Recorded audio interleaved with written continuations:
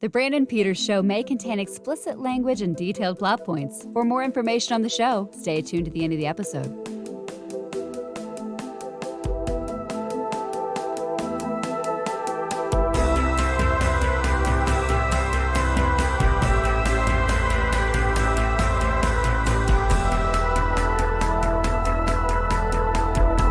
And now, here he is, Brandon. Ho, ho, ho. It's time for another holiday edition of the Brandon Peters Show. And, of course, that means my present this year, Pres Maxson, is back to spread the cheer.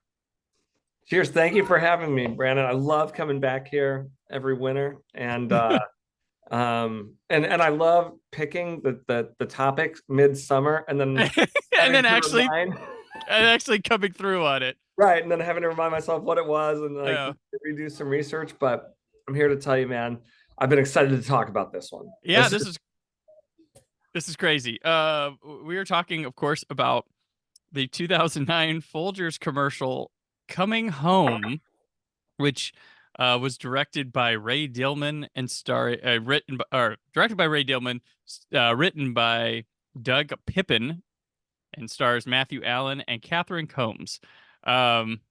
This is a reimagining of a older commercial called Peter Comes Home for Christmas, where a man comes home in the middle of the night. There's a little girl that gets excited and he makes Folgers and everybody wakes up and it's all like, oh, Peter. I don't know who Peter is in that commercial. You can check it out. Yeah. So let's give a little context real quick why. Well, I called this without any of your input, which is a risky thing to do, to call a topic without telling the host ahead of time. Yeah. But I will say, let's just for 1 second, let's talk about the original commercial. When you and I are the same age. I feel like I was in this era where anything on TV like Christmassy kind of felt magical. And like, yeah. So like kind of not know that commercials were selling me something. Like I was young enough to believe they were just telling little stories, Yeah. And I remember thinking, at my early age, I remember being like super charmed by this Peter Comes Home commercial because, when you're a little kid, the idea of, I could like be somewhere without my parents. And then I could like, when you grow up, you come home and everyone is still asleep and the house is like yours. And in our house growing up, the smell of coffee and the sound of our old coffee maker was like kind of a thing that woke me up when I heard my parents downstairs. My mom used to make waffles. I guess she still does. I shouldn't say used to, still does. But like in junior high and high school, like the smell of the waffles, like waking you up in the morning, like nothing's better. So I remember thinking like when I was young, like, yes, this could happen. Like someone could get back from far away, like come home from college. I don't know what that means or feels like, but I imagine someone comes home and they put on the coffee. And like, to me, it made sense. And you line it right up against like the Grinch or Rudolph or Frosty, or like what we talked about last year, the Muppet Family Christmas. To me, right, all held equal when I was like 8. Yeah, because they would run during those specials. So they exactly went in with them. Exactly. So that made the 2009 remake so much wilder. I thought I felt like this was one of those commercials that they could run forever without making it better. Right. In fact, like, what is a good example? The Corona beer runs the same commercial every year. Do you know which one it is? Which one? Is it the one with the ha ha, like the beach, and then the Corona is? It's the one I'm thinking of that might run every year too. But the one I'm thinking of is one shot, and it's like a tropical little hut. It's at night, and so all you see is like the tropical little hut with silhouettes, and someone is like whistling, Yep. Or something, and then they turn on one of the trees. And that commercial, and so one of the palm trees is dressed up like that's exactly, yes, that's what I was thinking of. And they never have redone it. It's like running of the ad itself has become a bit of a tradition. So I They set themselves up so it's timeless as well. Like exactly. there's no technology in there. There's nothing crazy. And in a lot of ways, I think the original Peter Comes Home could work that same way. Hmm. Like, sure, he gets out of a cab, but there's cabs are still a thing. Like maybe it's an Uber now, but I mean the idea Yeah, that he's using like a ride share, like heading a ride, yeah. that's timeless. He doesn't come in and do anything that's like so outdated. In fact, it's like charming that it's an old coffee maker and that, you Well, know, there's also the age disparity of him and the girl is, and it works to and it it. works. Yeah, But we don't know if Peter's an uncle, an older brother, right. um, some guy they know. Like we don't. It's we just know they're very excited that he not only showed up but he made coffee too. And that's a thing. You don't have to know that he's an older Right, brother or an uncle or whatever. Like I think I always assumed it was like an older brother. right. Um Heck, he and could be that old granny's like hot piece that came you back. You know, then they had the family's like, you know what? They may be 40 years difference, but we're happy. She's happy. right. We're happy. Exactly. So if anyone does not know what we're talking about out there, I All cannot recommend enough. First thing, look for the right. original Peter I'm Comes. inserting the commercial right. So, we talked about the original. You can go look for that. Now we'll move on to the new one. Yeah. Take a look or a listen.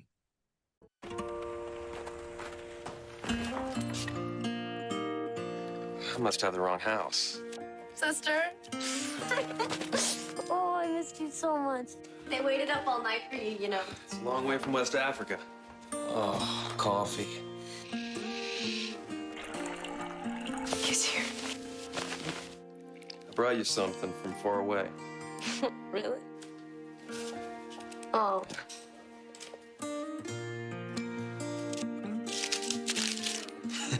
What are you doing? You're my present this year. The best part of waking up is Folgers in your cup. So now you've had your chance to watch that little spot. That was this is a whole thing. So many questions. So yeah, We've already asked the question, why redo it? Right? Like we've already sort of addressed the fact that the original Peter Comes Home feels like it could be timeless. It's like kind of magical, whatever.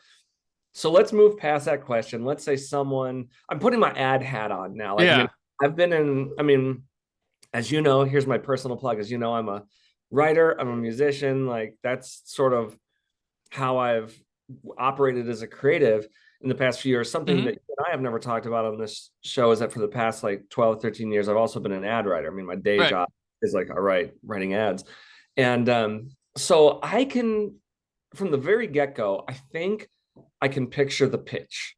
I think I can picture the pitch of someone saying, okay, the old Peter Comes Home commercial is iconic. Let's do Rev 2 that's a little bit more modernized. And then somebody raises their hand and says, well, we just don't want to like reshoot the whole thing. Like, what's the more modern twist? And that's where I think this thing derailed before they even Right. before they even said action on the first shot, Well, I think there's probably someone in there who said we got to make it sexier, and didn't realize I think they just went like, let's put some hotter people in this. Yeah, Didn't maybe. realize where it was gonna go. Like, I feel like that was a focus in this as well. So here's what I wonder what happened. And I mean, this is pure speculation, but to me, the obvious like refresh would be have the Peter character. I don't know what his name is in the second one. I don't think he's just guy who shows up from West Africa. Right. Like I think it would be just like probably more resonant, and the obvious choice would be he comes home in fatigues with his like army duffel, and it's like kind of obvious that okay, he's home for the first time in 18 months or something. You come through the door, it does not like the if it's that, the age of the other person doesn't matter. Like the obvious gravity of him coming home in like a military uniform, Mhm. I think right there almost fixes everything. I mean, like, because Well, there's someone in the room that's going to be like, the military might turn off some people, and when we sell it to exactly, overseas markets, they're not exactly, going to want to see an American soldier coming into things.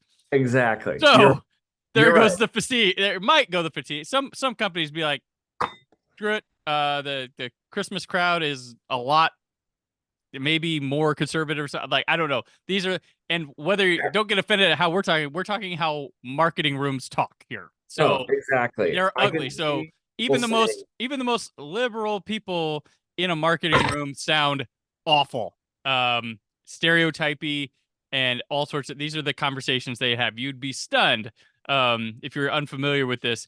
How it's like a when you get into the politicians and their polling and stuff, and the conversations they have about certain groups they need to. It comes down there in marketing too, as well as movie pre-planning, things like that. So apologies if we spin one way or whatever, but we're trying to recreate the right. marketing sense of this. But yeah, so yeah, the military, yeah, that would solve it immediately. Or if there was some more mention of West Africa, because according to the people who made this, it was just supposed to be assumed he was doing some sort of not missions work, but some sort of Peace Corps work. Yeah. But like West Africa, like, well, what was he doing there? Like, This is a good moment, right, to plug that GQ article. So if anyone Yes. really wants to go down the rabbit hole on the remake of this commercial, Mhm. GQ did an interview where they interviewed as many people involved as possible to see. There's a surprise person that shows up in that too. Timothy Simons, who played Jonah on Veep, was the guy who ran camera in the casting sessions for Isn't this. that wild? It was so funny. And he's like, "Wow, of course you talk about this in my career." But he also mentioned a KFC ad he was in, as well. That was caused a bit of stir like this, but not as huge. But yeah, he's the camera guy for the casting sessions. He never went to the set, but when people go in a room and read for people, he was hitting record on that and sitting there. But he also said, like, the two people that get cast were clearly the best people. Like, they came in and he had nothing but positive things to say I about believe their it. energy. Yeah, and I believe it. I'm a former casting producer on a previous life on reality shows and stuff, and I can Mhm. see. I can see. I don't think the casting is off here. No, and these two folks didn't disappear. Yeah. Matthew Allen plays the boy. He is still working to this day. He's been on shows like Castle Rock, other things. Catherine Combs, which everything has missed about her here. She's had a solid career, not huge parts in a lot of things or anything, but she is horror and Star Trek royalty because her father's Jeffrey Combs, who played the Reanimator in those Reanimator movies, as well as he had a recurring role on Star Trek, I think Deep Space Nine or Voyager or something like that. So like, he's a well-known actor. So she's from that, and nobody's picked up on that. And all the articles I read, I'm like, wait, she has declined to talk about it, but I'm like, wait, did no one like do this 1 second of like Combs? Oh, it is his daughter. But Very interesting. so yeah, so that's who the daughter character is. And she was also, before this, she was one of the girls in 13 Going on 30 in the 80s, Jennifer Garner's, when she was a younger girl, one of her friends from back then. Interesting. Well, so if we set casting aside, because I think like everybody that they interviewed agrees, like these were two great folks. I think this is where writing really did a disservice. Oh yeah.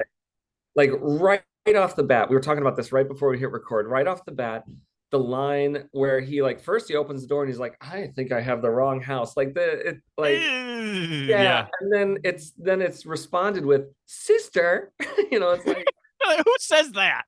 no, it's so not like believable. It's like that was added on set because they're like, we need to just say sister so they know they're not like, they say in this that no one making it had the vibes that it put off. But why would you throw the awkward line of sister as if not to discern that, hey, this isn't romantic? Yeah. No, I feel like, and just put my writer hat on here, wouldn't it have been a little bit more like, wouldn't the gravity have hit more if the opening line, I mean, I know they're not going to say like, oh my God or something, but I think about what would Mhm. happen in real life. Like if I've been away from home for 2 years or something, Mhm. and I get home and my sister is there to open the door and everyone else is asleep, I literally think my reaction is probably like, oh my God, like you got so tall. Yeah, And like, why isn't he pointing that? He's right, flirting. He's like, well, right. who's here? Why isn't it like an overwhelming rush of emotion? I think I'd probably start like crying, you know? Yeah. And I wouldn't be like, hey, is this the right house? Because you got older and hotter. You have boobs now, huh? No, Hmm. it's Like just, it's so yeah. how it plays off, and just throwing like nobody. If you were writing, no one would be like points at chest, says sister. Like, No, I know. So I think we were saying this right before him, but like that line sister is like the first mega or red flag. she opens the door, they have a weird look at each other, and she says brother, and he goes sister. I don't Yeah, know. I'm trying to think of like ways no, to. you're right. It's just pointing and going like sister. Like it's so. That's a wild. That's a wild way. Like that feels like an onset fix of But like, wait, we need to right, no, I establish that they're agree. related. It does feel like a last minute ad. So I know I'm gonna ask you, I kind of know the answer here, but like, how do you think the discussion in that writer room went when they were like, wait, why can't it be like an older brother coming home from college? And there's like this kind of like lanky, awkward 13-year-old like little brother who very clearly like just hit a growth spurt, like super thin, like tall, and kind of Make like it two boys instead of a. yeah, like would that not have been like kind of like get over your knucklehead situation? Holy cow, you're so tall. Yeah, It's that like that works. that feels like it could have also solved this whole thing, but I get that, Yeah, that someone probably raised their hand and was like, "Hey, there's a diversity thing here that yeah. should both genders." I don't know.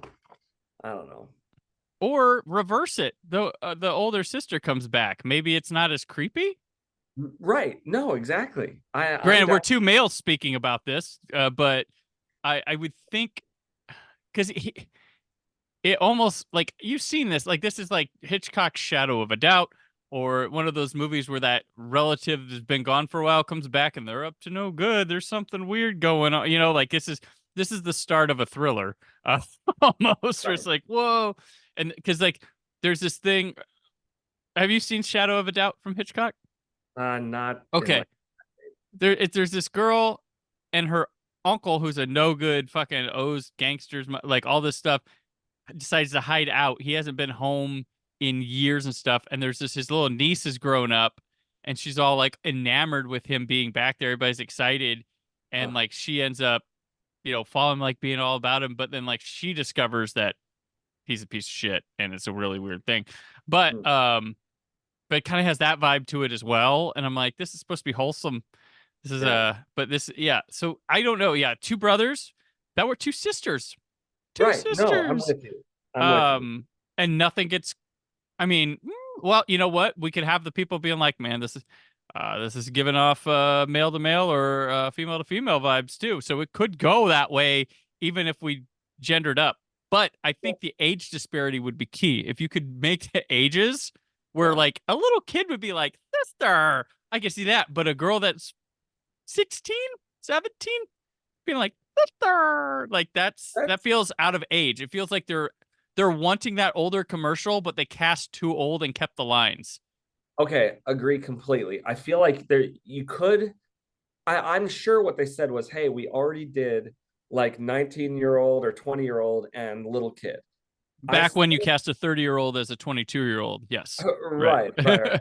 Well, I still think to myself, all right, you still could have widened the age gap, hmm and made it different from the first one. Like I really Right. do think, like along the lines of like a 10 or 11-year-old, like just hitting that growth spurt, like completely like my kids, I got a 10-year-old and like people all the time are like, oh my gosh, how'd she get that tall? Like I Yeah. just saw her last year.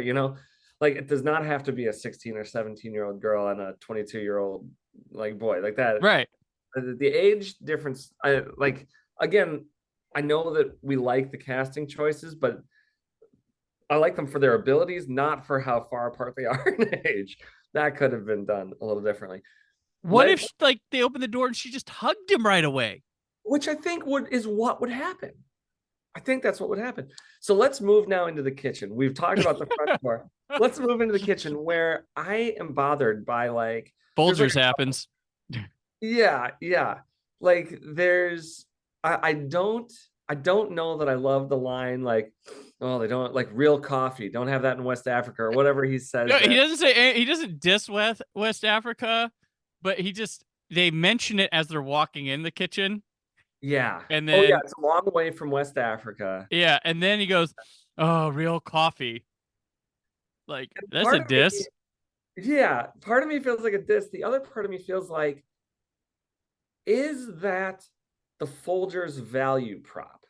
Like if I'm again putting my ad hat on, is your marketing message really Folgers, real coffee? Like to me, no. From a factory. Like, right. To me, it's freeze-dyed coffee crystals. Like to me, I thought Folgers was like the value prop was like, great taste, quick cup of coffee. Yeah. Like get it fast. Affordable, quick cup of like homemade. If you go to someone's house, they might have it too. Like it's a reliable. That's it. Cheap and reliable. Cheap and reliable. Yes. So like I feel like a line could have better served them instead of like real coffee. I feel like even something like, oh, smells like home or something. Yes. Like way more like said like told the story more. Didn't even have to mention West Africa. Yeah, because the guy working in the Peace Corps probably isn't going to be all like corporate America Folgers, baby. Exactly. And the whole Peace Corps narrative thing. Yeah. Only reason we know that is we read the article and like got the backstory. Like they expected us to get that. Yeah. Right. Like the fact that he says West Africa, like I found myself being like, oh yeah, like mission or not a vacation. I mean, he could have said Northern Ontario and it'd be the same thing. Exactly. The way this commercial is. Yeah. Yeah. And then I don't know why this bothers me, but like she like sits on the counter or something, right? She like kind of like hops up and sits on the counter. So it's the framing and blocking really don't do this much service. Agree. It's flirty and her face just like smiling and watching him or they're really close and he's kind of paying attention down here like he's nervous about something when they're talking, and it's just this is like a romantic comedy pose, like or something. Like, exactly. This is the big moment, and like and the way they cut to their face, it's like, what do you this is on the director, not the writer at this point. Yeah. There's some we've talked about some weird writing, but like that it's funny, this GQ article, because the writer of this has passed away, they seem to throw a lot onto the writer because he can't respond. Yeah. And they're like, well, he was just writing some wholesome thing. And I'm like, you directed this. He did not storyboard this. Right. He did not direct the actors. He did not block the scene, because that's where it goes off the rails. We have our questions about how it was written. And I even question one line being that sounds like on-set fix improv. Right. Yeah. But they really kindly throw this guy under the bus for the commercial. The one thing that it charms me about that GQ article is how this does feel like they're all nice people. And they all are like, part of me wishes that I was in a commercial back in the aughts that went viral for whatever reason. I mean, like no one would be talking about this if it didn't. So this is doing more lifting than Folgers ever expected. They wanted this ad to air and go away like that. Yeah, like, they probably said in the like writer room, not in the writer room, in the marketing room, they probably said like, this is great. We'll do a new one of these every 5 or 6 years. And it'll be like a series and people like will get excited about, the latest one in the series is coming out or whatever. And we can like evolve the story, evolve the characters a little bit.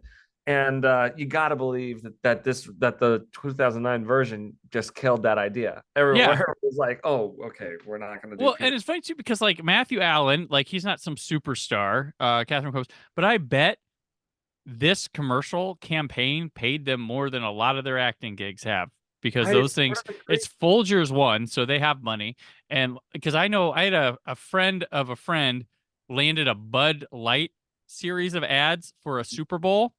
And then they ended up canning the campaign, but he still got hundreds of thousands of dollars for an ads that he was in. He was in like 4 ads, never ran. Residuals on the stuff, and then throw that on the ones that do run. Yeah. Like the residuals, I did a temp job back in California when we were out there. I just like needed, our band wasn't playing at the time, and I don't think I'd started TV shows yet. I'm trying to remember, but I got a temp job in a company that the only function of this company was after a production closed down, after the first release, this company managed all the finances on residuals. So that's like their one niche was like give us your stuff and we'll like calculate every residual, whatever. And I was always, and it was big stuff. I remember we had I'm pretty sure we had the movie Elf, and like I remember going that's a good one because that one every year hits a spike. Yeah. Right. We had Sopranos, we had like American Idol. So at the time, American Idol was like shown in something like 200 countries worldwide. And it would like show at like 4 a.m. in Indonesia for like half an hour. And I was always astounded at the check we were cutting for Simon, Randy, and Paula because of that tiny, like not even the full hour, right? That they don't even know about, that like Simon and Randy and Paul don't even like know about. Yeah. But we're sending them a check for however much, and especially something like Elf that is timeless in the sense that every Christmas it becomes a hit again. I was always just astounded at the size of these checks, even the smaller checks, where it's like, oh, we're only cutting $1,000 for Paula Abdul. It's like, yeah, for like a thing that happened when she was asleep halfway around the world, and like she's gonna get 50 checks like this over the course of the year. That's not nothing, it's not riches. But if you find yourself in a commercial, if you find yourself in something that does run over time, it's like, my last thing is I know a guy who is a child actor. He's grown up now. Yeah. But he was in like the Wonder Years, Mr. Belvedere, all that stuff. And he wasn't Sean Baca, was it? Because I had a friend who was in the Wonder Years. I don't remember. I think he was a child actor, but he was one of Fred Savage's buddies in the Wonder Years. I'm pretty sure my guy was a bully in the Wonder Years. Maybe. Oh, okay. A lot of bully back then. Gotcha. But he, until very recently, he still saw like small checks on all those. You never know when they're happening in somewhere, Yeah. Anyway. I had a friend, he was in the Wind Talkers, and he was a background soldier in the movie, and then they had him do for the Latino dubs and stuff for Spain and Mexico and all that different countries. He did the Spanish voiceovers for a lot of it, and like he got residuals for a good like 4 or 5 years. He got some nice checks for the Wind Talkers, which wasn't a big hit movie, didn't do any awards buzz, but just for that, he had like some nice cash to rely on for some years that would come in every couple months or so. But then like all of a sudden it started, like he showed me one, it was for like 15 cents one time. He's like, yep, this has run its course. So, he used to make some solid money just based on that one movie that wasn't like, oh, rent's paid this month, but it was some nice money for being just in the background and doing some dubs for a different language. Right. Yeah.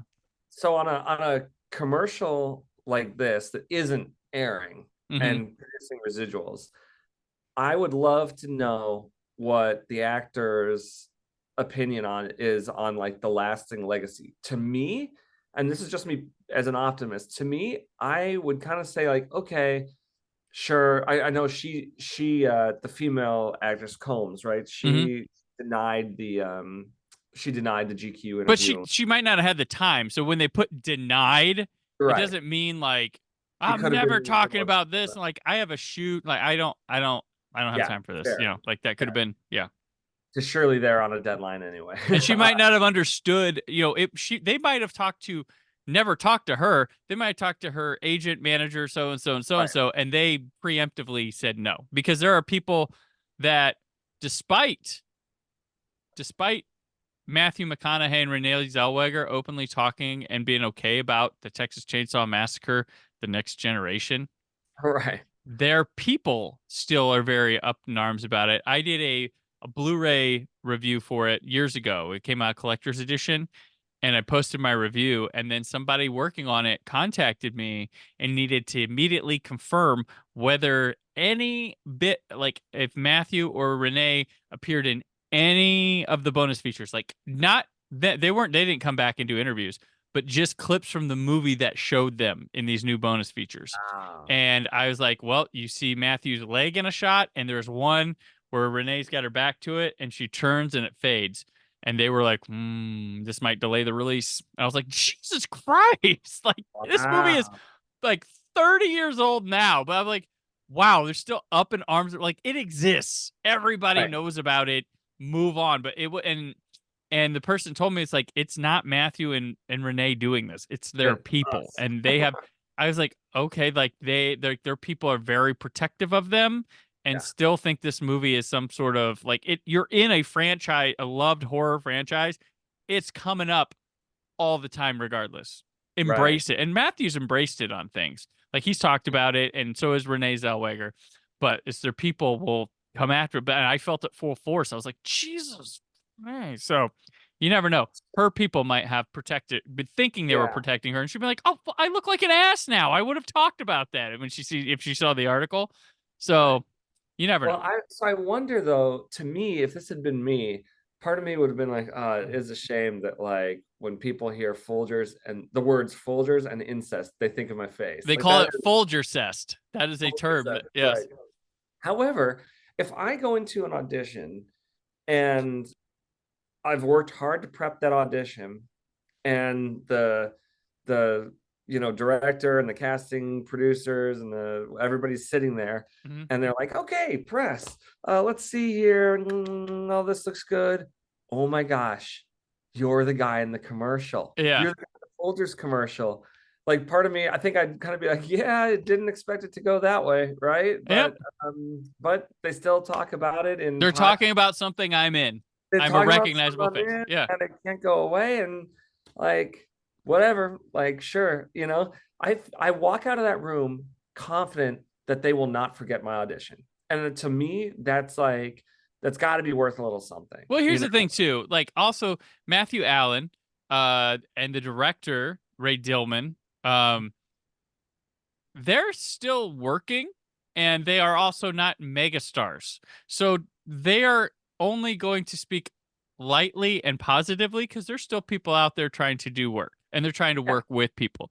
If you talk to, let's say this was the big jump starring vehicle for like Miles Teller, I'm sure he'd be like, he'd be a bit more brutal, which Timothy Simons is the most brutal of them through the interview, talking about, he's very nice about, he doesn't bash any personal player, but he's okay with being like this ridiculous. He's got the more feels like honest tone of the bunch that they're interviewing. So I feel like this is partially, fine. And it has, to be honest, like that guy, for him now, that's one of the biggest things in his career that people know him by, is for Matthew Allen. And Ray Dillman, he's like, I make commercials on the go. I'm glad that something of my work has stuck with people, I guess, because he doesn't have, he never made Dune. He never, he's not making Barbie. Like, he's making these commercials, and to have one that people remember, hey, sure, even if it's laughable, but there's a whole community of people that ironically or unironically have embraced this. So true. There's an honesty, and then there's an also, I'm going to be careful with what I say to this as well. So that would be my guess. But so let's move on to the moment of like craziness. Like the moment she sticks the bow on him, says, "You're my present." Yeah, he hands her the present. And then there's that like tight shot and me. Yep. Boop. No, like there's no tension breaker. Right. There's nothing. It gets quiet.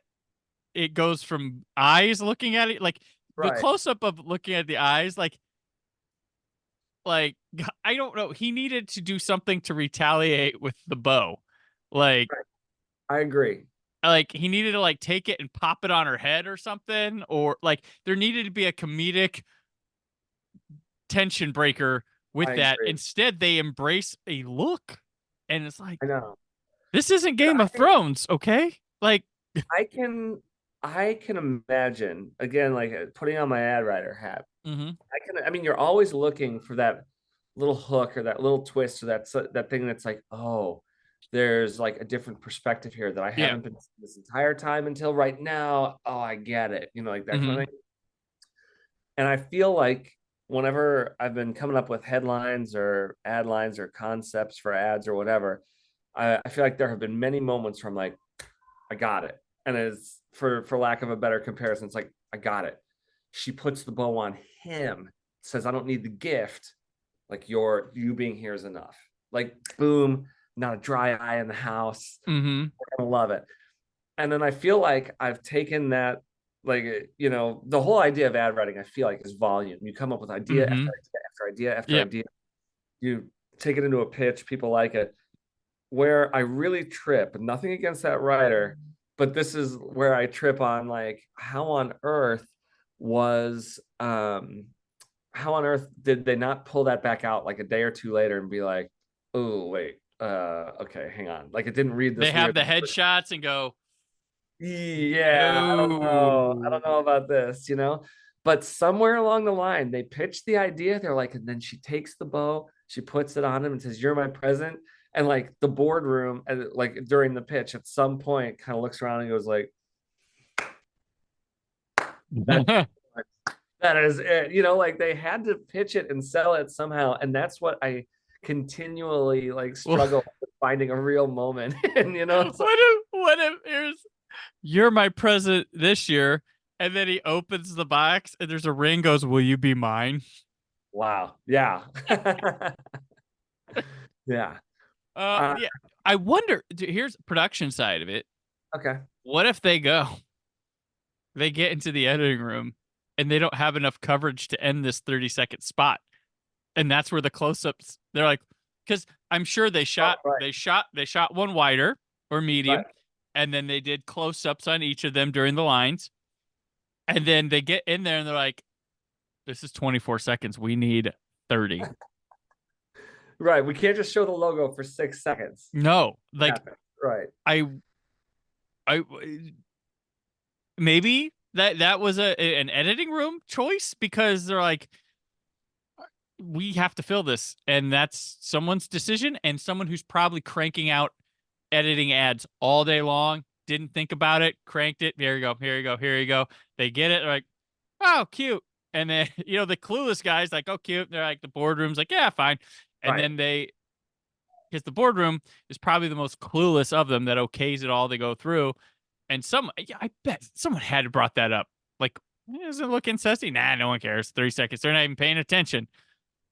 And here we go. But like, I wonder if it's an editing room decision because they lacked coverage and the spot came up too short, and they maybe, I don't know. They got to get place to place to place. They can't, like, that was the spot to add the time in, but they could have had mom and dad. Maybe they tried. Maybe they added mom and dad waking up as much as they could. Maybe they added coming down the stairs as much as they could. And they're like, the only place we can do is insert a couple looks. And so at least he didn't go. At least he didn't look and go. That would have been so crazy. Folgers. Oh God. Yeah. Well, while you were talking without the sound on, I just rewatched and like counted shots at the end. And none of it appears to be voiceover. You see him say, like, what's this for, or whatever, like with the bow. Then you like shots on her. You see her say, you're my present this year. And then really it goes straight from her smiling, saying that, to him. And this is where I think the shot goes wrong, or like the storyboard goes wrong, because it goes back to him and he kind of like he like looks at her and smiles and like lingers 1 second too long, and then he like diverts his eyes, like kind of sheepishly, like, like you could almost mistaken it for like a batting of the eye. What if they just And- burst out laughing instead, both of Right. them? Right. Why not just burst out laughing? I feel like that's that. And then you're mom right. and dad like, Well, Record then it. you see a shot of mom and dad come in, and Yeah. then they go over to a different angle, and that's when you finally see the rush of emotion that we've been waiting for this whole time. Because like his embrace yeah. on the actor, like the embrace feels true and feels like Mm-hmm. genuine for someone who hasn't seen their parents in 2 or 3 years or whatever his like the story is supposed to be. And then it fades out on them hugging, and it's just like still shot of the coffee cup with the steam next to the coffee maker and the Folgers right there. Yeah. But yeah, you think to yourself, I love your thought. It's like, why isn't his response just like burst out laughing? That would be equally cheesy and more harmless. If Yeah. they were like, or like if he took the ball off and like threw it at her. Yeah. Like, like it wouldn't have been rocket science, but it definitely would have done a lot to diffuse the moment. Yeah. But as it is, the moment was never diffused. Yeah, no, it was taken in a whole wild whirlwind of joy. This is a just a definition of editing and stuff, how things are important, how they play, and the actors can only do like they're only playing how they're being told to play. In a Right. commercial, you don't have much wiggle. I mean, you do probably have some, but like they're only being given so much with such a little storyline. I'm sure they probably come up with some idea themselves to get into the character in the moment, but it's just standard characters they're playing, and they're probably just doing. They said it was what, a 12-hour day they got this shot. Yeah, but I mean, they made a memory. They They made surely a memory, did. all They right. surely did. And there's been like what, fan fiction about this, like video, like parody I mean, videos, like if anybody out there wants to go further down the rabbit hole, you find, I mean, the best one I think that I found is that somebody like did a whole like well shot like sketch where Mhm. it continues. The parents come down and berate him for coming home because they sent him off to West Africa to get him away from his yeah. he's clearly attracted to or something. It's funny. Yeah. And like you ask yourself during that 12-hour shoot originally, did they ever like think there was going to be a lasting power to this because of that? Like, no. And would it have ever spurned fan fiction and like articles Mhm. and like people kind of like using it in like mocking it in comedy routines? Right. Like, in one way, as we were saying earlier, in one way, that's kind of the dream to like make Yeah. something that goes viral in a way that you don't expect and keeps you memorable. I don't Yeah. know. In a way, like even if it's, I mean, embrace it. Like it's not, Right. it's my friend Moranzo, who's a stand-up comedian.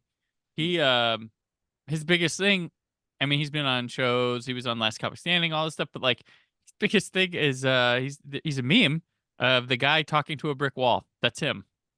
Wow. He's like, God damn it. That's Yeah. my thing. Wow. But like every time you see the guy like standing there with the brick wall like that, that's him.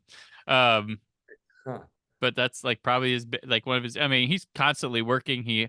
Yeah. He does stand up with some of the biggest names you've ever heard of and all this stuff, but like that's the sticking thing that Wow. that he's had with a lot of his stuff. But that's, and Well, some people wish they could have that, yeah.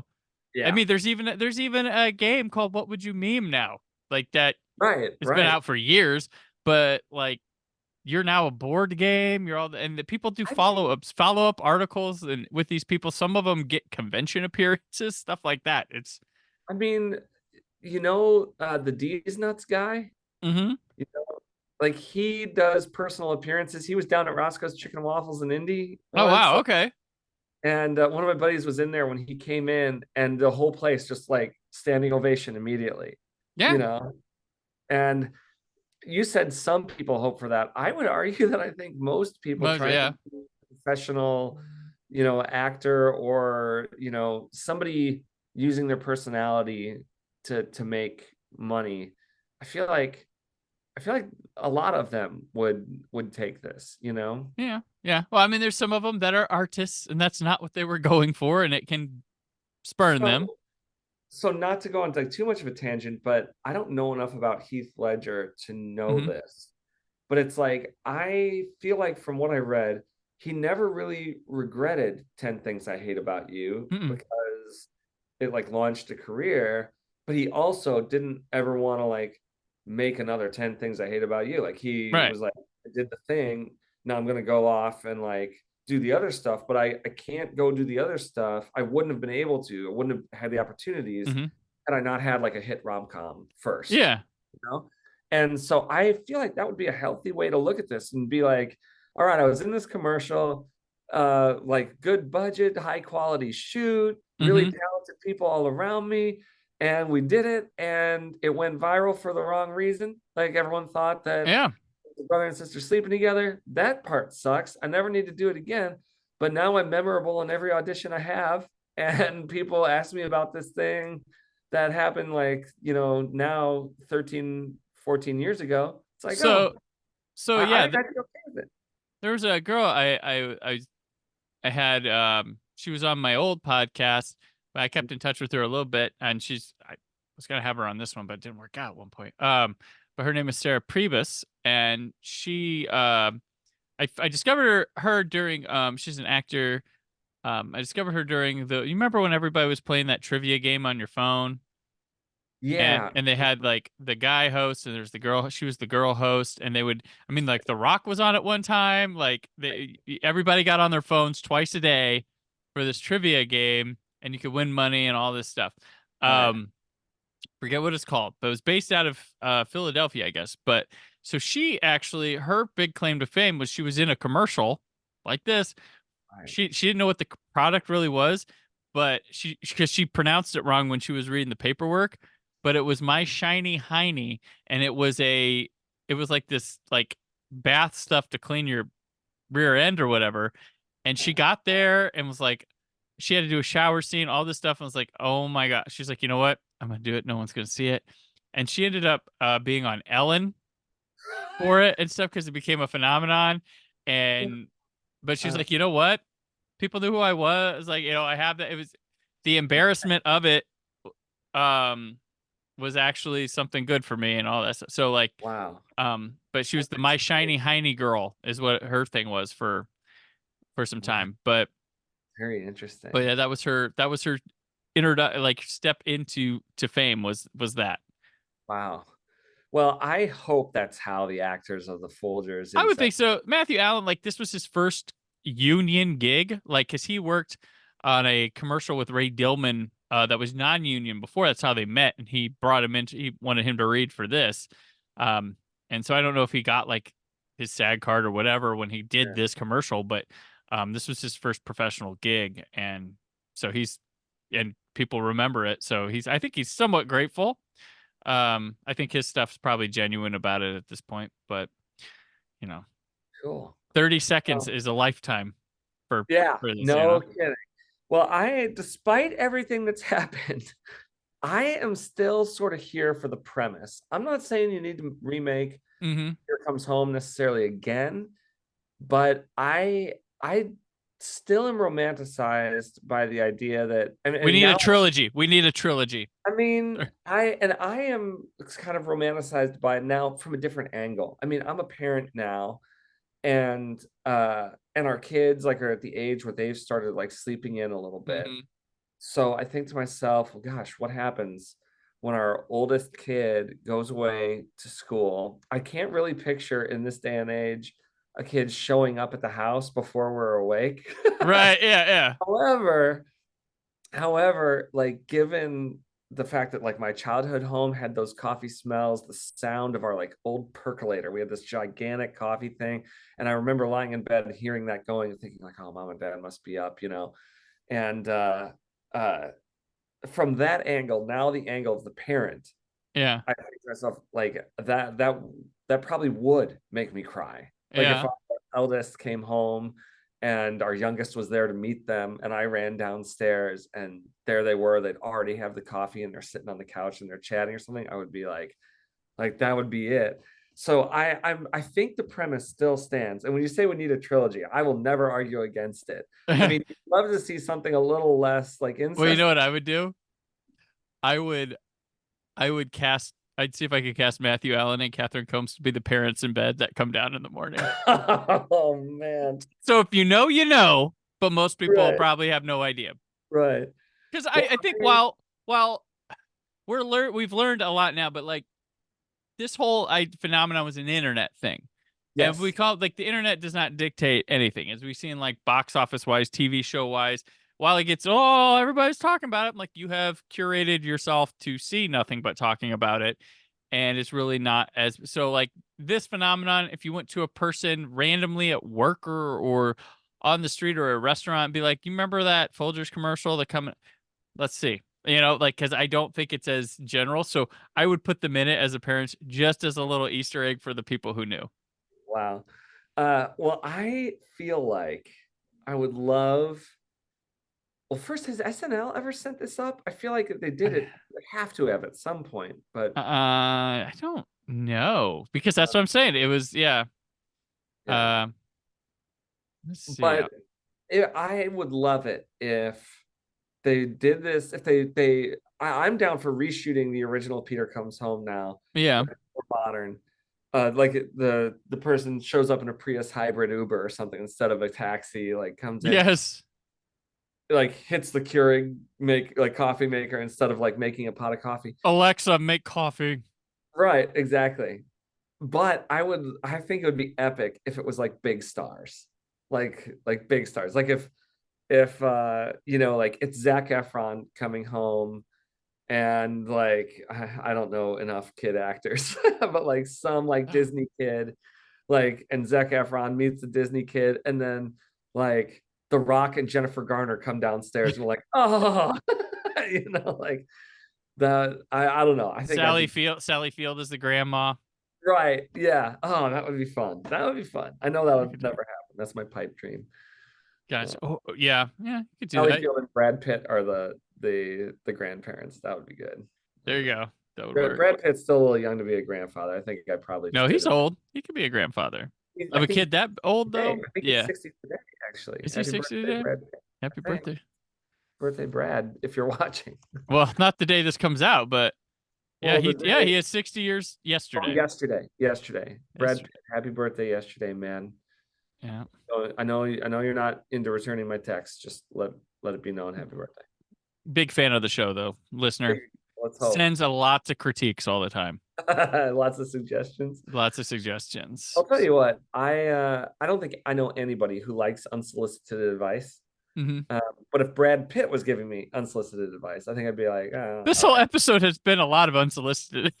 That's true. That's true. We have Monday Morning Quarterback, that commercial so hard into the ground. I imagine, not that I expect anybody who ever had anything to do with the commercial will ever hear this, but you got to believe that if the director or one of the actors or somebody was listening to this, especially when we were critiquing the edit or the marketing room or the writing room or whatever, you got to believe that those guys are just like, shut up, you assholes. We had those conversations, pricks. Like, yeah, like you don't know anything. And so I'm here to say, if you've made it this far in the podcast, Mr. Director, sir, I admit it. I know nothing about this. And thank you for this wonderful gift that is the it's commercial just that has so fueled fun our to talk. conversation. So fun to talk about. I love All it. right. Okay. Well, that'll do it for us. Prez, thank you for once again sprinkling the holiday spirit. My pleasure.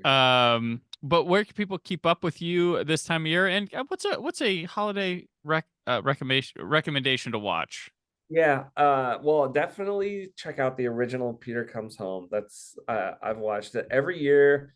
I watch the original Star Wars holiday special just for the camp of it, but I'm really glad my kids have like embraced Ernest Saves Christmas the way that there you go. did. When I was young, I thought that movie was hilarious. It's not that, like, it's not amazing, but it's good enough. And of course, I know we talked about it last year, but my last holiday reco is the Muppet Family Christmas. You can find it on YouTube, and There you go. Super charming. You can follow me on Instagram at Pres Maxson. You can follow me for free on Substack, and I send about a weekly newsletter. And anyone who upgrades to paid, the donation goes to the Jewish Agency's Fund for the Victims of Terror. And for only $5 a month, you get not just the free newsletter, but then you get like, not really a podcast episode, but you get audio of me doing a live reading of that post, plus like some extra stuff, whether it's music or like a little interview or like a little anecdote. The episodes are only like 15 minutes long. And that's a good place to follow Pres Maxson. All right. I subscribe to Substack as Do well. you? Oh, Yes. thank you. I'm so late anyway. this week because I was out of town last week, and Gotcha. but spoiler alert, this week it might be about a certain Folgers commercial. Oh, there we go. There as we a go. companion piece to this podcast. There we go. Excellent. All right. I'm on the socials at Brandon4KUHD. Be sure to subscribe to the YouTube channel. This is my first episode post leaving Why So Blue that I've recorded, so I'm no longer there. I meant to say congratulations on the move, and I realize that's a big thing for you, but you've got a lot of big things in the hopper, obviously. So I understand. Yeah. It's just it was like something like it was just a lot, and yeah, I was like, all right. It's been a few years of the making, but I was finally able to have the courage to move myself forward on that. Scott and I have the Aquaman 2 episode coming up at some point. It's holidays and that movie came out. As I'm recording, it has not come out yet, but we got to see it and then we'll record. We'll also have the top 10 films of 2023 episode with Chris Johnson of the Normies coming back. We're both going to give our top 10s. And let's see, Christmas recommendation. I always want to watch It's a Wonderful Life. I don't know why.